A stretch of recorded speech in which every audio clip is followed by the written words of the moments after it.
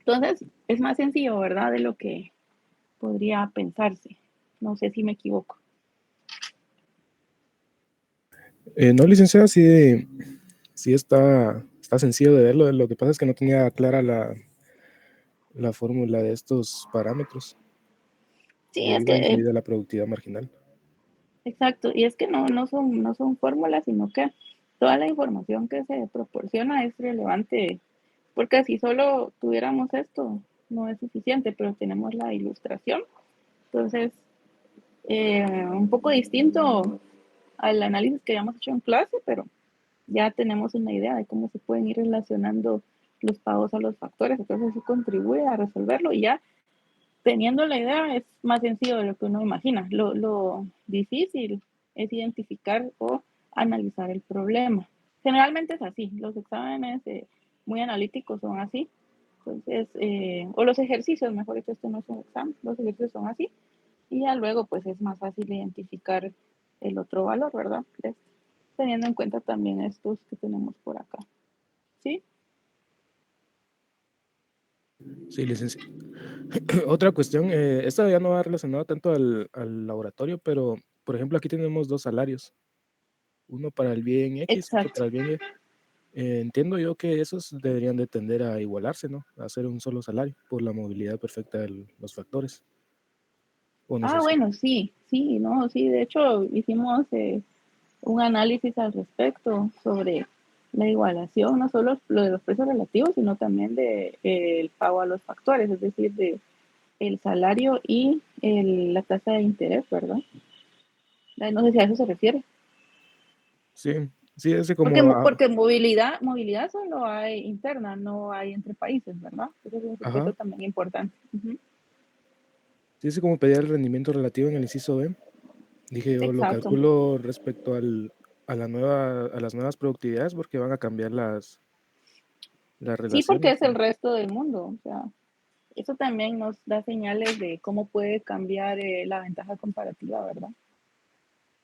Ahí vemos el costo del factor, cuál es más barato entonces. Por ahí va la idea. O Ya, sea, licenciada, gracias. a partir de aquí ya es otro escenario, ¿verdad? Ya se Sí, incluye el resto del mundo, el dato. ¿Sí? Entonces, lo que quiero es que lo piensen. De cualquier forma se va a resolver el martes. ¿Sí? ¿Estaríamos ahí, Sebastián? sí, licenciada, gracias. Entonces voy a continuar con el tema donde nos quedamos ayer. Y le decía al segundo grupo que me sorprendió que nadie me haya preguntado aquí algo que puede saltar a la vista en cuanto al excedente o superávit del productor. Y es que determinamos el impacto del ingreso correspondiente a $30. Vemos que el excedente del productor es equivalente a 15. Entonces, creí que alguien me iba a consultar qué pasaba con los otros $15. ¿Qué creen que pasa con los otros $15? ¿Ideas?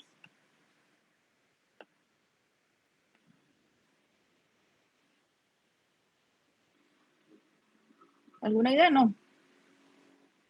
Bueno, les explico.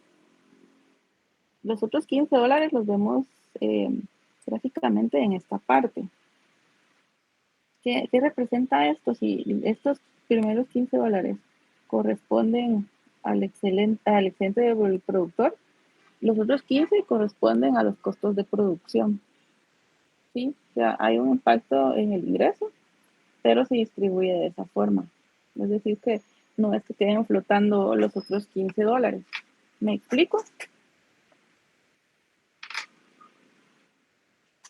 ¿Sí? ¿Está claro ahí? ¿Sí? Bueno, si está claro aquí, bueno, voy a pasar a analizar. Ya tenemos una idea de qué es lo que ocurre por el lado del productor y del consumidor. Recapitulando un poco, voy a usar esta gráfica para centrarme en los principales resultados que hemos obtenido hasta el momento. Y si hablamos por el lado del consumidor, decíamos que Para determinar el excedente del consumidor, pues simplemente obtenemos la diferencia entre lo que están dispuestos a pagar los consumidores por este bien, que en este caso es el bien X, y lo que realmente pagan. Como resultado, obtenemos esta área, ¿verdad? Que son $60, ¿sí? Por el lado del productor, justamente lo acabamos de ver. ¿Qué es lo que pasa por el lado del productor? Solo para saber si me están siguiendo. Y todo este análisis parte de la imposición del arancel. Seguimos con el mismo caso, analizando ahora qué beneficios se obtienen. Sabemos que cuando se aplica cualquier medida de política, hay un costo, ¿verdad? Lo hemos visto en la vida real. Políticas comerciales también conducen a cierto costo. Y es lo que vamos a ver de forma bastante sencilla en esta gráfica. Entonces, ¿qué más podemos decir acá? Es lo que marqué de amarillo, sería el excedente del consumidor, ¿verdad? ¿Sí? ¿Lo ven?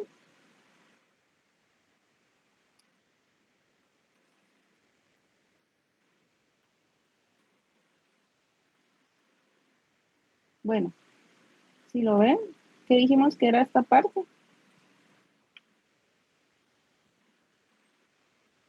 El excedente del productor. Exactamente, ese es el excedente del productor, equivalente a, dijimos, $15. Sí, lo acabamos de ver, ¿verdad? ¿Qué más podemos destacar acá? Tenemos, ¿qué pasa con los ingresos del gobierno? Digamos que el gobierno pues ahora obtiene un ingreso derivado de la aplicación del arancel a las importaciones de este bien y a través de una simple multiplicación entre el valor de el arancel, que es $1, por el número de unidades que se importan, podemos visualizarlo en esta parte, que sería equivalente a los ingresos del gobierno. Lo voy a poner IG, ingresos del gobierno, son equivalentes a $30, ¿verdad? ¿Sí? ¿Estamos de acuerdo? ¿Qué más vemos acá? Vemos dos áreas amarillas que aún no hemos determinado y que resultan justamente de la imposición de este arancel a las importaciones de este bien X. ¿Sí? ¿Qué ocurre acá? Pues vemos en la primera área, me voy a dejarla en amarillo, solo voy a escribir con azul. ¿A cuánto equivale esta pequeña área de acá, la que acabo de marcar?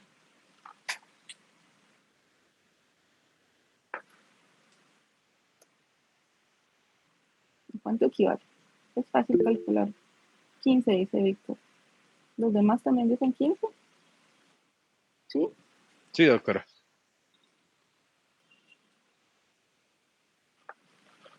Vamos a ver.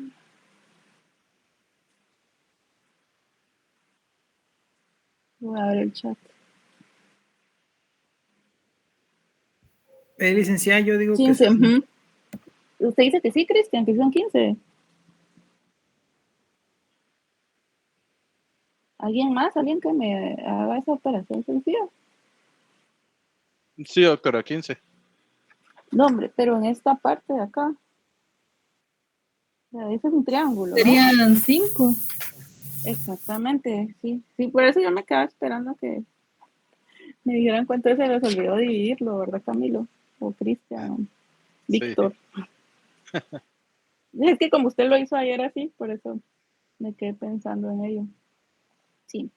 ¿Qué estaría representando esta área? Está asociada a la producción. ¿Qué estaría representando esta área?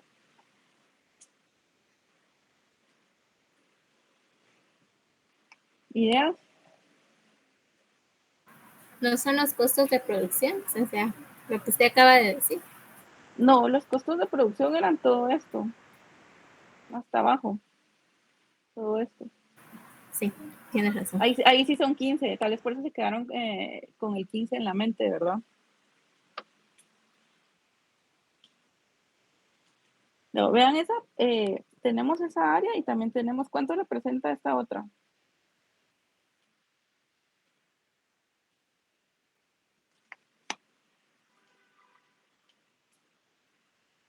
¿Cuánto tenemos ahí? 10, licenciada. Sí, exactamente, ahí tenemos 10. Es decir, que la suma de esas dos áreas representa $15, ¿verdad? Pues esto es lo que se conoce como un costo irrecuperable, es decir, la pérdida que genera la implementación de esta medida arancelaria. Costo de protección o pérdida irrecuperable para la economía. Licenciada, tengo una duda. Sí, sí, dígame. La pérdida irrecuperable no sería el área del triángulo que está arriba del ingreso del gobierno. No, porque esa parte de hecho corresponde a otro escenario. Para llegar a 3 estábamos hablando de autarquía, pero no hay comercio. Aquí vemos Es que el... sí ¿Sí? me recuerdo de otras curvas de demanda y de oferta, y Ujú. casi siempre el triángulo es el área el que está más cerca del equilibrio, termina siendo la pérdida irrecuperable. Y en otros ámbitos, por así decirlo, termina siendo, estas dos áreas terminan siendo como que, ¿cómo era el nombre? Como que un coste de oportunidad, por así decirlo, pero era como que el tiempo que se perdía o el coste que generaba como que una búsqueda. Por ejemplo, me recuerdo la relación que tenían en el desempleo, Ujú. que era como cuando limitaban con un sueldo mínimo y quedaba como que un escenario así también, en el que las dos áreas de los lados representaban como que un costo perdido, pero era por la búsqueda. Era como que un gasto que generaba para el empleador en la búsqueda de un empleo, y lo que terminaba siendo como que la pérdida irrecuperable era el triángulo que estaba más cerca del equilibrio. Ah, bueno, sí, sí le comprendo. Bueno, ahí estamos hablando del mercado de trabajo y eh, podríamos decir de precios tope, ¿verdad? Que salarios de un precio tope. Entonces, ahí es un análisis diferente, porque sí se está hablando a nivel interno. El problema aquí es que estamos hablando ya de comercio. Este punto, el punto es en ausencia de comercio, es el equilibrio, ¿verdad? De este país, de esta economía pequeña. Entonces, el punto en ese punto tenemos la oferta y la demanda se igualan a 30 unidades a un precio de 3. Y justamente por lo que abordamos previamente, determinábamos que al abrir las fronteras al comercio, pues se generan beneficios económicos, ¿verdad? Sobre todo para los consumidores, veíamos que maximizan su bienestar, de que alcanzan una curva de indiferencia mucho mayor. Y lo vemos acá porque cuando tenemos $1, que es cuando se abre el comercio, el primer escenario que vimos, ya en lugar de consumir 30 unidades, ya se consumen 70, ¿verdad? A un precio menor, a un precio de $1, por las razones que hemos platicado anteriormente, que podrían estar asociadas a que resulta más costoso producir acá el bien X, ¿verdad? En este país. Entonces, al abrirnos al comercio, se genera esa oportunidad de poder consumir más unidades. Ese es el escenario acá. Ya, o sea, este de $1 es el precio que corresponde a libre mercado. El de $2 resulta de la imposición de un arancel al valor de $1 que eleva el precio hacia $2. Y aquí quiero destacar una pregunta o una observación muy importante que hizo Sebastián ayer en el segundo periodo y que de hecho es así. Él me decía estas dos curvas de las que yo les hablaba, las punteadas, que están representando el escenario del libre mercado y el escenario de la imposición del arancel, de $1 y $2 respectivamente. Él me decía, bueno, pero esa curva entonces corresponde al precio en el otro país. Bueno, y de hecho implícitamente así es, le decía yo, porque ambas curvas reflejan la demanda externa de este bien. O sea, implícito tenemos el análisis de la otra economía, ya que venimos manejando un análisis bidimensional donde hemos abordado dos economías. Pueden ser muchas más, pero hemos tenido esa restricción. Entonces, implícitamente lo tenemos acá. Son esas dos curvas, la de $1 y la de 2. Pero estamos ilustrando los efectos derivados de la imposición del arancel para esta economía. Es una economía pequeña. Entonces, pero me pareció interesante el análisis que hizo Sebastián en el segundo periodo y por eso lo comparto con el primer periodo. Entonces, para que vean cómo se va profundizando en este análisis, se genera un pensamiento más, ¿cómo les diría? Es un pensamiento que ya va abordando en qué puede pasar, ¿verdad? ¿Qué hay aquí? ¿Qué información? ¿A qué corresponde cada uno de los datos y las curvas? Entonces, en realidad sí está implícito el análisis del otro país porque solo hemos hablado de dos. Pero regresando a la consulta, si el triángulo que está aquí arriba, este, representa la pérdida, en este caso no es así. ¿Por qué? Porque estamos abordando este escenario comparando los efectos derivados de la imposición del arancel. Es decir, si ya nos abrimos al comercio, ¿cómo afecta ese arancel a la economía, a esta economía que estamos acá ilustrando? ¿Sí? No sé si me explico ahora. O sea, en el caso de los salarios es un análisis muy distinto porque ahí partimos del punto E que estaría ilustrando el equilibrio en el mercado de trabajo. Entonces, no estamos hablando, igual podríamos hacerlo si habláramos de esa movilidad de la fuerza laboral y lo tratáramos como un servicio, como un bien, podríamos hacer un análisis similar al que estamos haciendo acá. Si ya abriéramos la frontera y pudiéramos importar o exportar esa mano de obra que también se da en la realidad, pero el análisis de precios tope es muy distinto. No sé si me explico.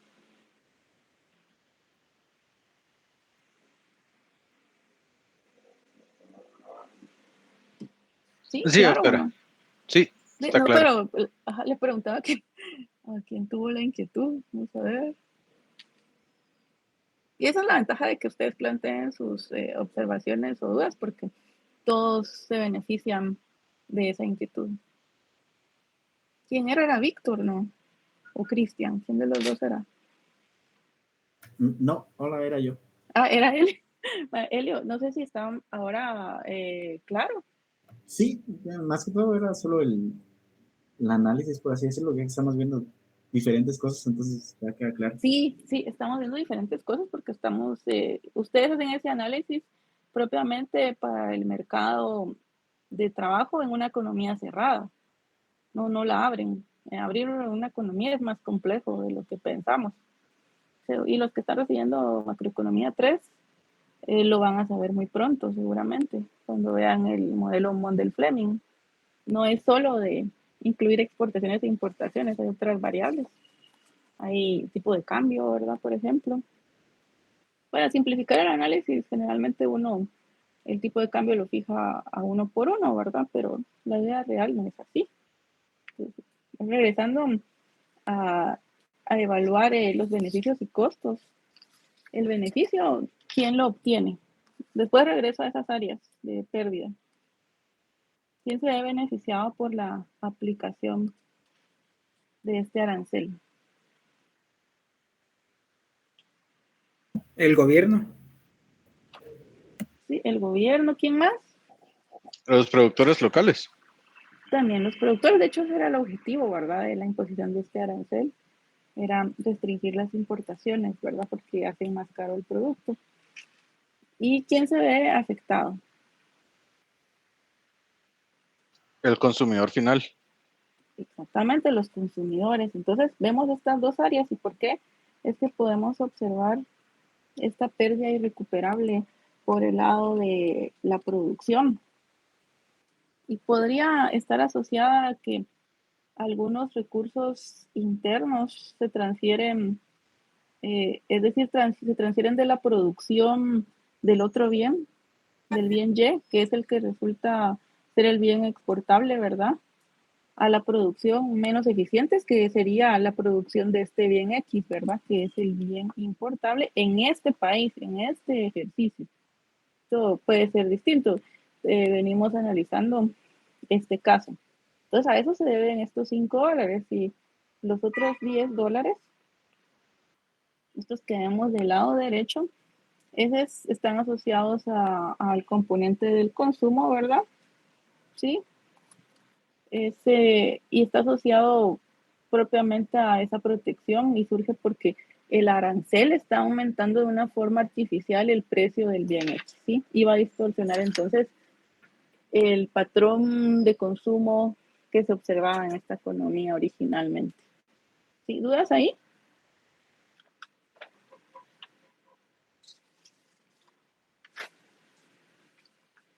¿No? ¿Todo bien? Todo bien, doctora. Todo bien, doctora. Perfecto, entonces paso a este otro tema. Un segundo.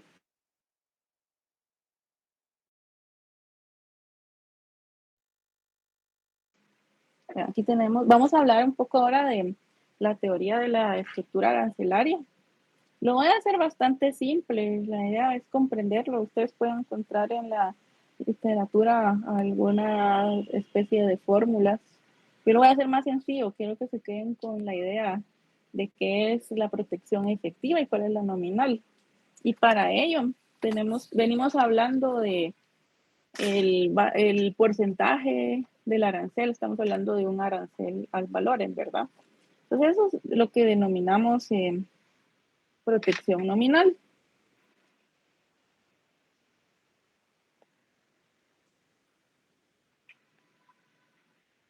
Es el arancel, ¿verdad? ¿Sí? Ahora hablemos de, o sea, en este caso, con el ejemplo que traemos, ¿cuál sería la protección nominal? Si decimos que es el valor del arancel.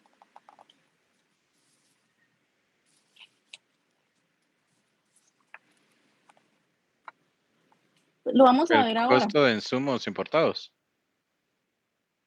Por ahí va, excelente, por ahí va. Tenemos que hablar de insumos. Ok.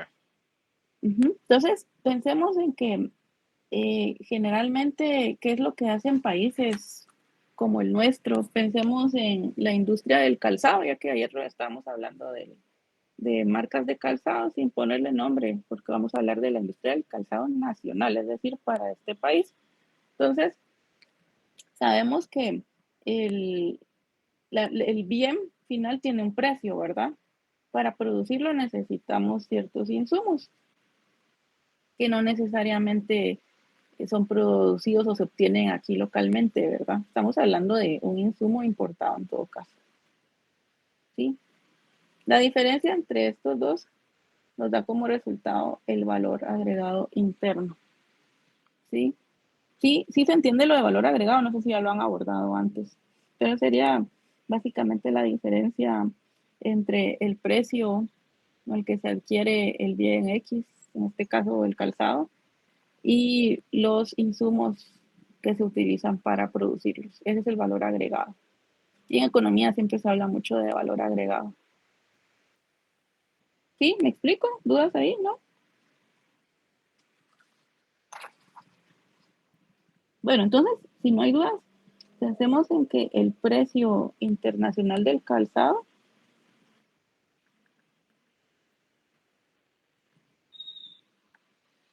Y aquí les decía, bueno, para simplificar el análisis, pensemos en un tipo de cambio 1 a 1. No me interesa entrar en detalles todavía porque eso lo vamos a ver en el último capítulo del programa, ya cuando nos enfoquemos en tipo de cambio. Todavía no hemos hablado de él, entonces pensemos en 1 por 1.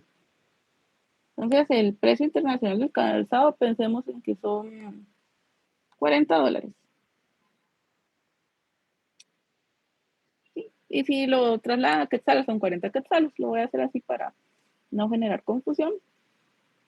¿Qué insumo usamos para producir zapatos? Cuero. Bueno, Exactamente. Entonces, el precio internacional del cuero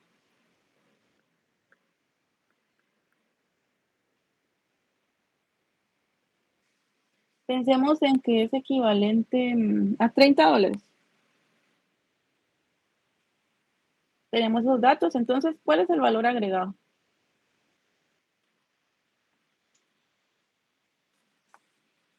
$10. Exactamente.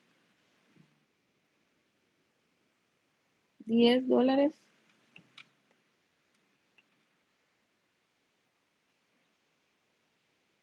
Valor agregado. ¿Sí?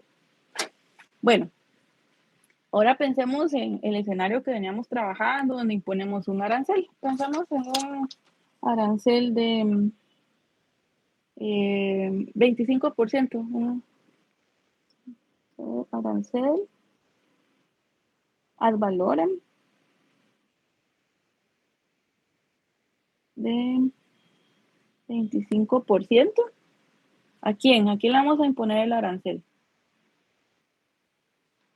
¿Qué es lo que hacen países como el nuestro, les decía, para proteger sus industrias?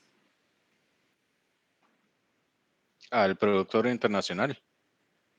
Entonces, ¿a quién le vamos a imponer el arancel? A los bienes importados. No, los bienes importados los necesita el productor local para producir el calzado. Ah, ok. ¿Cuál sería la lógica entonces de la medida comercial? ¿Cómo favorecemos a la industria del calzado? Si usted fuera productor de calzado, un ¿cómo? arancel al calzado internacional. Exactamente, sí. Es decir, no se le impone arancel al cuero, ¿verdad? Porque es un insumo importante para la producción del calzado y imponer un arancel a un insumo, pues dañaría significativamente la producción o a los productores de esta industria del calzado. Entonces, el precio del calzado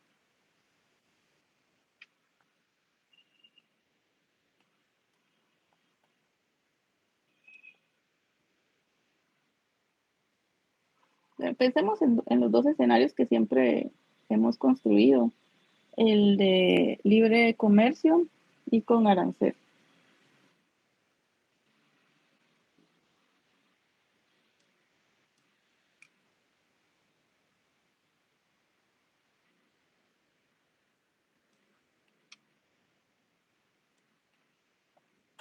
Entonces decíamos el precio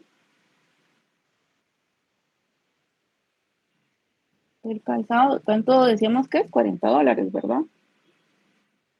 Con libre comercio, lo traemos de acá, ¿sí?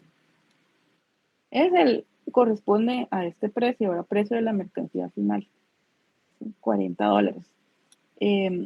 Si le imponemos un arancel ad valorem al calzado de 25%, ¿a cuánto asciende el precio ahora? El precio ascendería a 50. Exactamente, se incrementa hasta 50, ¿verdad? ¿Sí? Precio del cuero, vimos que $30. ¿En cuánto se ubica con arancel? ¿En cero? No, siempre tiene un costo. Sigue siendo de 30. Exactamente. Entonces no, porque Adriana me dijo 30.25. Sí. ¿Por qué No, yo 30 creo que hice mal la operación, perdón. Entonces, ¿cuánto sería? Como Alguien lo no dijo le por pusimos...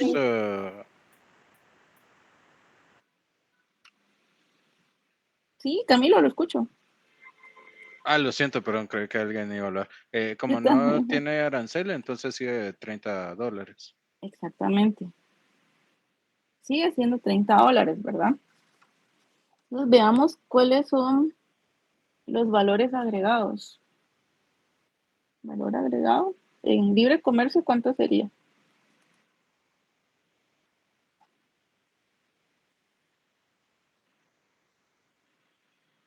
Sería de 10. Exactamente es la diferencia, ¿verdad? Con arancel, 20. De 20. $20, exactamente. Entonces, ¿cuánto se protegió? Se protegió con $20 la industria del calzado, que es equivalente en porcentaje a cuánto si comparamos estos dos. 100%. Exactamente. Equivalente a 100%, ¿sí? Entonces, ¿cuánto teníamos de... Voy a ponerlo por aquí. Protección nominal, ¿cuánto es?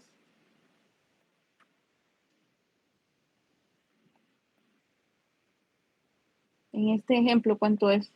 10. No, la protección nominal es el 25, ¿no? porcentaje, es el 25, exactamente. 25%. Protección efectiva, ¿cuánto asciende?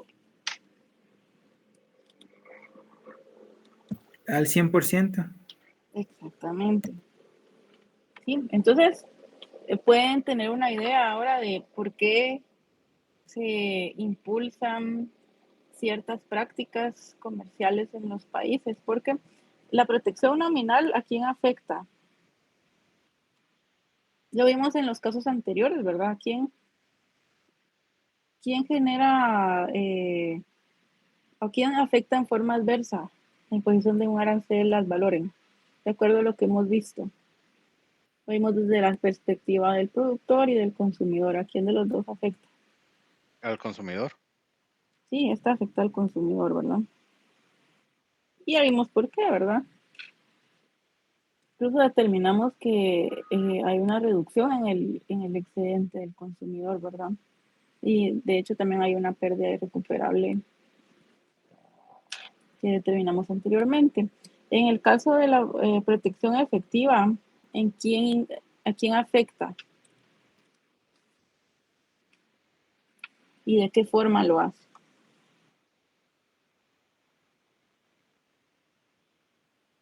Es al productor, ¿verdad?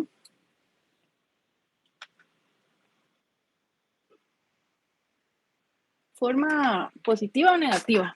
¿Cómo lo afecta? Positiva. Sí, ¿verdad? Entonces, si lo relacionamos con la realidad, aquí tomé un ejemplo sencillo para la industria del calzado, pero seguramente ustedes han visto otros casos en la vida real, alguno que se les venga a la mente.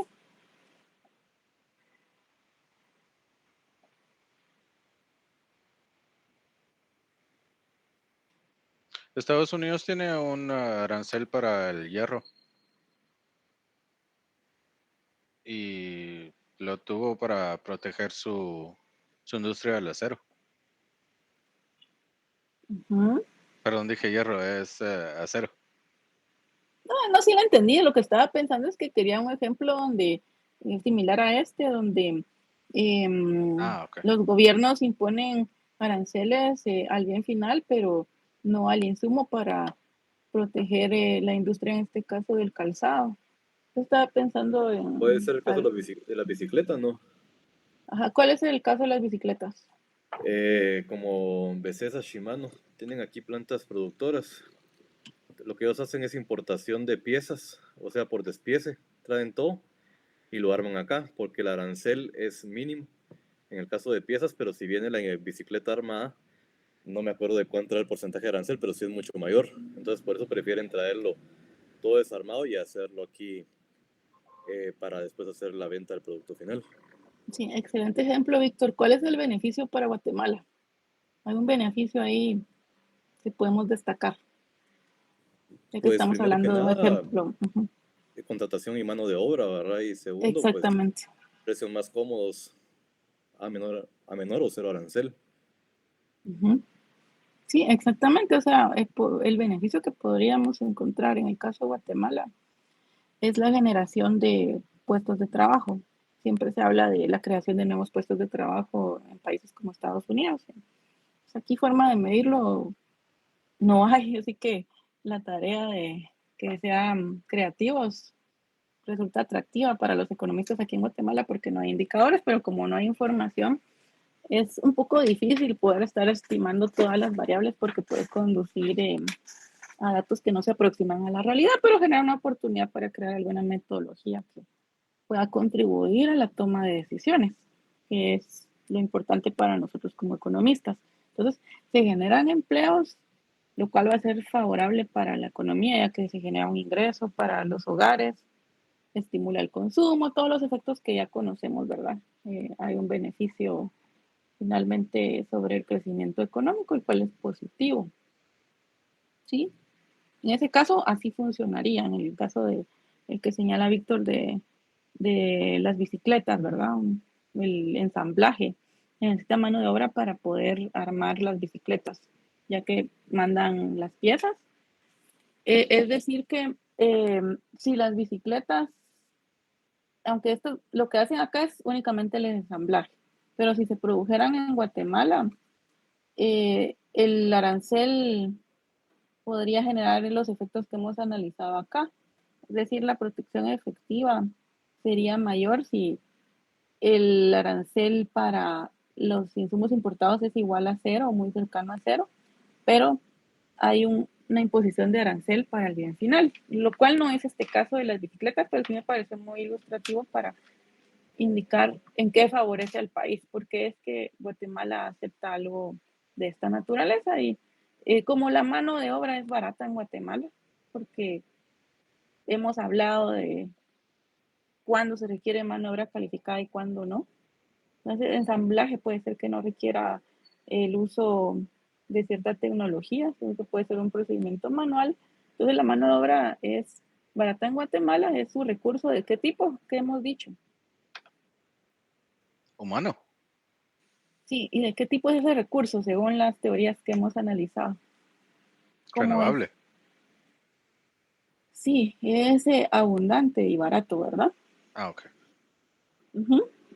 Según estas teorías de Hecherol y las que vimos posteriormente, es abundante y barato. Entonces, puede existir un área de oportunidad para países avanzados. Y por ende, para nosotros, aunque ahí es discutible, eh, a través de las investigaciones podrían ustedes encontrar si los beneficios compensan esas pérdidas irrecuperables o no. Ya vemos que hay una pérdida irrecuperable. Entonces, esa es la tarea, identificar cuál es la mejor medida. Sí, Camilo. Doctora, perdone, yo quería preguntarle, Ujú. ¿cómo los gobiernos deciden las tasas o las cantidades del arancel que van a imponer?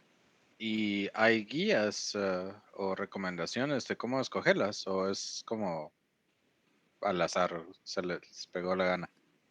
No, no, no. Para eso estamos en estas clases.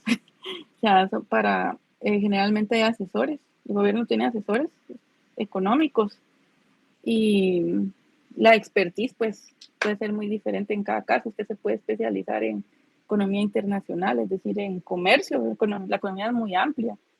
Otros se especializan en política fiscal, otros en política monetaria. Entonces, en este caso, si usted elige especializarse en política comercial y se va a trabajar al Ministerio de Economía o una institución similar, puede entonces asesorar, esa sería su tarea, no al azar, no podría elegir al azar porque la tarea es identificar los beneficios y los costos. ¿Sí, Víctor? Sí, licenciada, creo que el caso como está refiriéndose Camilo, de cómo a veces calculan. Creo que el más fácil ahorita de poder ver en la actualidad es el de la Unión Europea con los carros eléctricos en China, que hicieron 3 grados o 3 gradas de aranceles. Depende de la cantidad de subsidio que tenga, está el primer grado de los primeros. Segundo, creo que depende de la cantidad de información que tenga la empresa y que haya brindado a la Unión Europea respecto a mantenimientos. Y el tercero creo que es en los que no han dado ninguna información y que tienen un subsidio demasiado alto. Entonces son los que tienen el arancel más alto de ingreso de vehículos eléctricos en Europa. Es decir, que no es al azar, entonces, ¿verdad? Incluso hay una tabla. Ujú. La información es muy importante en cualquier caso para formular políticas, que es a lo que aspiramos, ¿verdad? En estas aulas aspiramos a poder tener un rol importante en la toma de decisiones, el cual no lo tenemos todos, ¿verdad? Pero si aspiramos a ello, pues tenemos que hacer un estudio profundo y lo señalan de que hay tablas, incluso tienen información de dónde se ubican esos subsidios, a quiénes benefician más, a quiénes benefician menos. Entonces, teniendo esta información, se puede generar, y bueno, y es que esto lo hace la Unión Europea, porque ¿qué tipo de región es la Unión Europea? Porque no es un país. Industrial. Podemos pensar que si lo tomamos como uno solo, es una economía grande, ¿verdad? Este conjunto de economías forman una economía grande que puede darse el lujo de aplicar este tipo de medidas porque sí afectan el precio internacional. Guatemala no lo hace. Que es el caso que estábamos analizando en estas últimas sesiones. Es decir, una economía pequeña que es tomadora de precios. No va a imponer precios a nivel mundial. Y más Doctora, adelante, sí. perdone, vio que los sindicatos en Alemania están furiosos porque Volkswagen dijo que va a cerrar sus fábricas en Alemania Y leí algo de eso. por la gran competencia que los autos eléctricos chinos subsidiados están causando en la Unión Europea. Sí, en todo el mundo. Yo no sé si ya vieron en Guatemala los, ¿cómo se llama esto? Shanghái, algo así. Se introdujeron al mercado a un precio muy accesible comparado con el resto. ¿Sí? ¿Alguien iba a hablar? Chang'an, eso, sí. Sí, yo los he visto.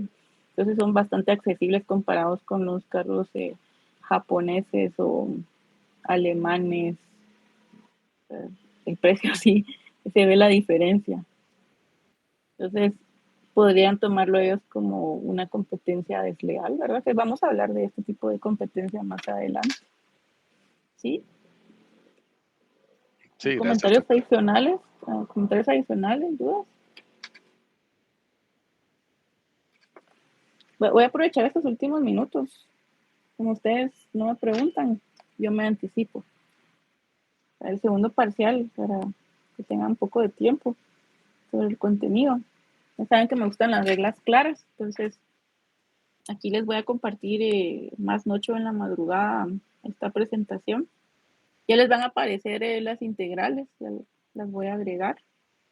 Y la definición del excedente del consumidor, bastante sencilla, pero se las voy a dejar porque puede ser que mi letra no haya sido legible. Pero en cuanto al contenido a evaluar, pues básicamente es lo que hemos visto después del primer parcial. Acuérdense que del primer parcial nos quedamos en la teoría tradicional hasta la construcción de las curvas de oferta. Entonces, a partir del modelo Hecher-Ohlin, ahí podríamos incluir esos temas dentro del segundo parcial. La tercera unidad es la que está en desarrollo, entonces hasta donde lleguemos el jueves 2, que sería el último día de clases previo al examen, ya que el martes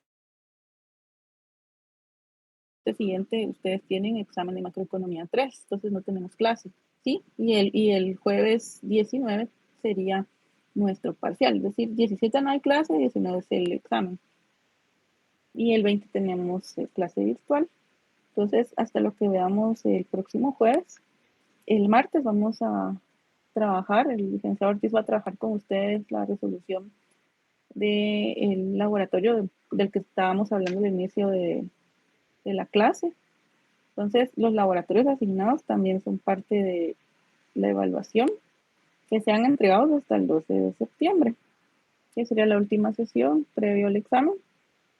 ¿Por qué les indiqué que hasta el 12? Si les dejé algo para el 10, pues porque falta un laboratorio para los aranceles, el cual voy a colgar este fin de semana. Todavía no lo he hecho, pero generalmente los hago cuando terminamos cierto tema para que pueda complementar las clases. Entonces, este fin de semana. Y se han dado cuenta que yo generalmente les asigno actividades los domingos para que ustedes hayan descansado, estén frescos después. Entonces pueden aprovechar este tiempo para repasar un poco. Van a entrar esos 2 laboratorios, el del que hablábamos hoy y el de los aranceles, que aún no está asignado.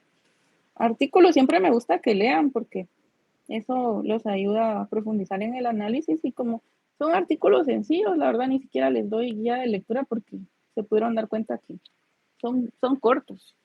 Y también es con una doble intención, para que se informen y para que vean la estructura de un artículo, que es más o menos lo que yo esperaría en las investigaciones de octubre, ¿verdad? Entonces, 2, el de la nueva estructura económica de Guatemala, que incluso les va a servir para cursos posteriores o algunos que están recibiendo actualmente, y el de los mercados financieros, ya que en la última unidad vamos a hablar de finanzas internacionales. Ese sería el contenido del siguiente parcial. ¿Dudas, comentarios ahí? Doctora, yo quería preguntar acerca de las remesas, perdón, de los aranceles. ¿Se pueden medir dentro de la inflación o es aunque sea importante dentro de la inflación los aranceles que tiene el país, o es imperceptible?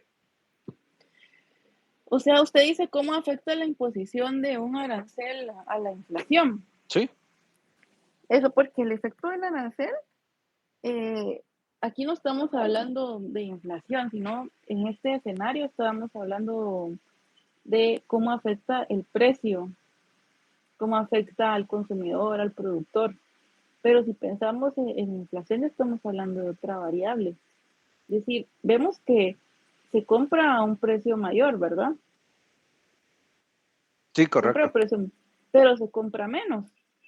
Sí.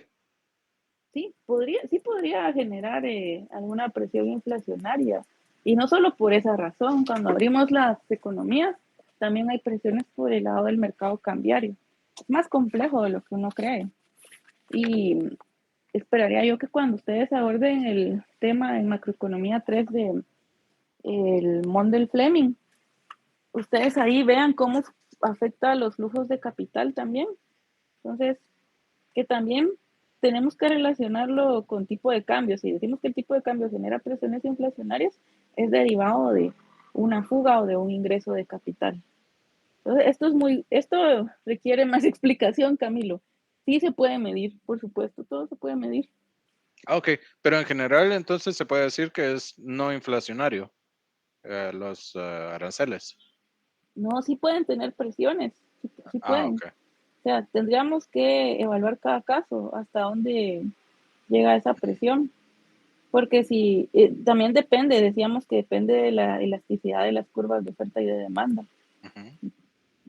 de la economía, ¿verdad? También depende de la elasticidad, eso va a depender la efectividad del arancel, es decir, la magnitud, la proporción en que afecta a los agentes económicos y a otras variables. Y sí, por supuesto, sí, siempre que hay precios involucrados, y por ejemplo aquí hablábamos de insumos importados, ¿verdad? También hay inflación de costos, estamos hablando de insumos, tienen que ver con los costos de producción, hay inflación de costos también, no sé si han visto ese tema, si no lo han visto lo van a ver con el licenciado Meneses en Teoría y Política Monetaria. Hay un curso, digamos que solo de inflación para que usted se divierta, Camilo. Oh, wow. Sí, porque eso lo tienen que ver en Teoría y Política Monetaria. Ahí sí sé yo que se habla mucho de inflación, pero por supuesto que aquí sí se pueden generar presiones inflacionarias. Okay. ¿Hasta dónde? Depende el caso. Ok, muchas gracias. Y va a depender también del bien, que es que estamos hablando de dijimos que había un supuesto importante en este ejemplo de que es un país pequeño, o sea, no afecta al precio internacional, pero es una industria pequeña que decíamos que tampoco afecta los precios locales en conjunto, ¿verdad? Refiriéndonos a que no van a tener un cambio que pueda generar otros efectos. Es decir, el efecto que se ve es el del arancel, no en sí el del precio, ¿verdad? El del precio local con el que iniciamos el análisis del libre mercado. Entonces, podría ser que sí, pero en este caso, como es muy particular el ejemplo, economía pequeña, industria pequeña, pues por eso no se aborda este análisis. Ok. Pero no quiere decir que no, en la vida real no hayan presiones, claro que las hay. Ok, muchas gracias, doctora. Sí, pero sí se puede cambiar, puede encontrar todo. ¿Alguien más? ¿Todo claro? Si está todo claro, yo lo dejo hasta acá y les deseo feliz fin de semana. La otra semana es presencial, el martes se resolverá en laboratorio 2. Pueden plantear sus dudas. No olviden llevarlo en físico, ¿verdad? Sí. Feliz fin de semana, doctora. Feliz fin de semana para ustedes, descansen. Feliz fin de semana a todos. Feliz fin de semana, compañeros. Feliz fin de semana, doctora. Feliz fin de semana.